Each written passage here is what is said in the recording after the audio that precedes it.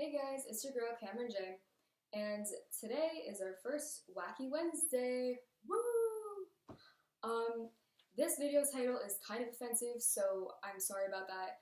But for those of you who are new here, or for those of you who clicked for this title, Wacky Wednesdays are indeed about mental disorders. If you are offended by that, let me know. I might change the title. I'm not trying to be offensive. I'm not trying to say anything. It's just that I've had a lot of experience with this type of stuff through, like, my own personal experience. It's not like I'm this uneducated person who's all like, like, no. I mean, I am doing that all day, but like, it's just because I can't function naturally in life, so. So yeah, let's get started. This video is going to be about my mental disorders, my specific mental disorders that I have and that I was diagnosed with by a psychologist. So let's get started. My first mental disorder is, well, I abbreviate it as GAD, which means General Anxiety Disorder. It's hard to explain specifically because there are a lot of different types of general anxiety disorder. Mine comes with thinking about like the future and thinking about all that stuff and like planning and like making sure everything's perfect. That's why it's kind of close to OCD, which was also considered a possibility and kind of still is considered a possibility. And for those of you who don't know, OCD means that you obsess compulsively over everything being perfect and everything being to your standard of perfect. It relates very, very close-knitly with my general anxiety disorder. Although general anxiety disorder is a much wider umbrella, and it can be used to describe people who have much less anxiety than I do, and also people who have much more anxiety than I do. And it's a very, very, very wide range. Do I recommend that you ever say that anyone has general anxiety disorder? No. Unless you are a legit psychologist, like, do not ever do that, because you never want to label anyone with any mental disorder, because it's probably not for the right reasons, and if they think that they have a problem, then they should go to mental health specialists themselves. There's just a whole bunch behind that. Just never do that. Not behind anyone's back. Like, no. Like, just don't do that. Number 2 is executive function. And executive function is hard to explain. Technically, all teenagers have some form of executive function disorder because our brains are not fully developed yet. Essentially, the executive function is what we consider to be the frontal lobe of the brain. That's the part of the brain that makes the decisions for the long term and says that this is not going to be permanent, or if you watch the 13 Reasons Why, like, after episode, like, it explains that there. My executive function essentially means that it's harder for me to time manage. That's also because the way that my brain works is that I understand orders and I understand that X comes before Y and then like after Y comes Z.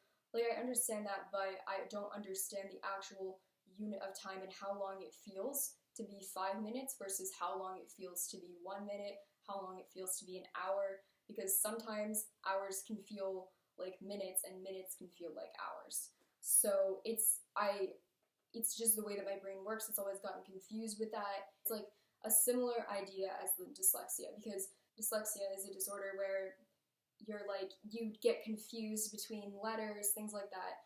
My brain has never really gotten confused between that, but my brain cannot pay attention to time because my brain does not know time. And it's one of those things where I have to train my brain to know time.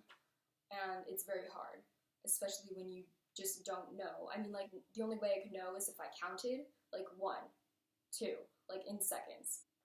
The third one I have is ADHD, and I didn't know this for a long time, and this goes hand in hand with the executive function because, for example, on tests, I would be, like, struggling. I would hate the fact that it was timed. I prayed to God that, like, there would be no time section on it. And then eventually I got extra time, and that helped a lot. But it's the way that my brain works. It's the fact that it can be trained easily to know time span. The ADHD ties into that because it can't know time spans, it often thinks that it has more time than it really does. So it, like, overestimates the amount of time. And because of that, it thinks, oh, I have time to, like, dilly-dally. This is just my view of the way that it works. ADHD is different for many, many people.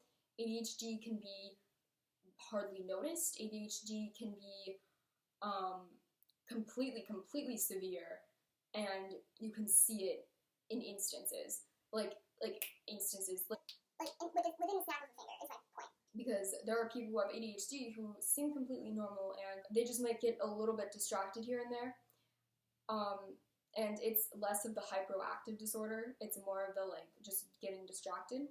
And then there's the other extreme where they're running around, they're screaming, they're like doing all these crazy things, and then there's like medications that you take for it. So normally an ADHD patient would take a stimulant medication because the way that ADHD brains work is that it's like the way that caffeine would make a normal person like hyper, it makes them calm down because it makes them focus. Because I'm in the middle, what caffeine and what stimulants do for me is get my heart beating faster and my throat tightens a little bit and I get like motivated to do everything, and I get so like rushed, almost like something is rushing me to do everything, that it almost seems like if I did not have a smile on my face 24/7, like I would look like I was in a panic, like type of thing. So like I'd be doing everything really fast. So it would make me hyper, but it wouldn't make me like, ah! So that like hyperness would be more internalized than externalized.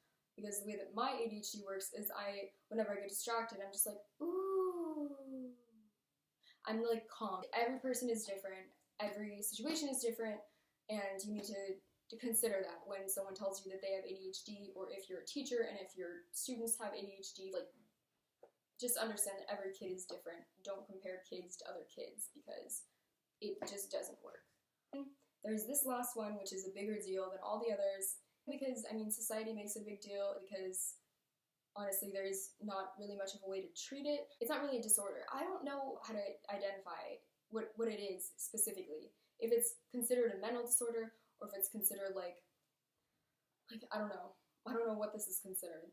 Once again, this is on a very wide spectrum. It ranges from like being not even noticeable until someone mentions it, and then you would have to still dig in order to notice it, to the other extreme of, once again, being able to notice it in less than a snap of a finger, and then just being like, oh yeah, no, that makes sense.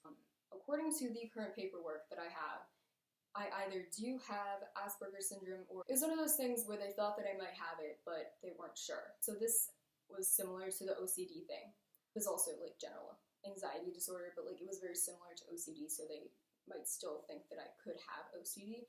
I'll give you the like spectrum range again. Extreme of like high functioning. Here's the extreme of low functioning.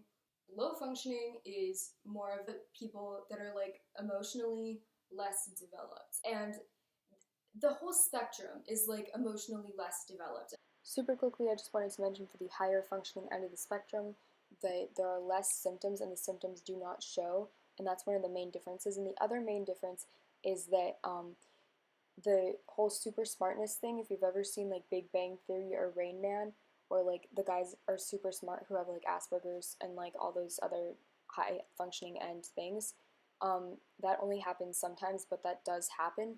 And even though the signs for this are more subtle, there still are signs, and there are like key clues into figuring out if you have high functioning Asperger's syndrome, and here they are right now, and these also can be with low functioning. Sometimes you can see it, sometimes you can't. For example, and I'm going to try to look in the camera for this, and this could also be my ADHD, this could be anything. I don't like to look in one spot for too long, especially people's eyes. And people say that like, if you don't use constant eye contact, that's a sign that you might have autism. Like I've been trying to work on it, but like the more that I think about it, the more it's like, eye contact. I told you I had Asperger's, it would be like on the higher functioning side, and the doctor said that like by talking to me, he had to like dig really deep in order to think like maybe she has autism, you know, type of thing. So I'd be like on the very like edge of the scale, if that makes any sense. So if anyone's ever seen the movie Rain Man, where this like there are two brothers and like one of them is autistic and like he's a genius and all that stuff, I mean like that does happen, especially with like very high functioning people on the spectrum. But it just depends on the person. There can also be people who are very low functioning who are like geniuses too, and like they just can't express it because they like don't have that like social capability to express it. I think that's it. I don't really I wish I could give you guys advice on like how to deal with this type of stuff, but like maybe that'll be another video. Please watch more videos. So yeah. If you guys liked this video, please give it a thumbs up and subscribe. If you didn't like this video, sorry, I'm a dumbass bitch, but like, stay for more videos or leave. Like, it's your choice. Leave a hate comment. I mean, like, yeah, if you didn't like this video for like a legit reason other than like your hair is disgusting or your face is ugly or why the fuck are you telling us this? You're a dumbass bitch. We don't really care. Like, tell me. I mean, like, if you think that this is offensive, then tell me, because I want to know. If so many people feel a certain way, like, I'm sorry, like, I didn't mean to, once again, I don't mean to offend, so, yeah, I'll see you guys in the next video, hopefully, if you didn't leave that hate comment and, like, leave. Yeah, next video will be a Theory Thursday, and yeah, talk to you guys later. Bye!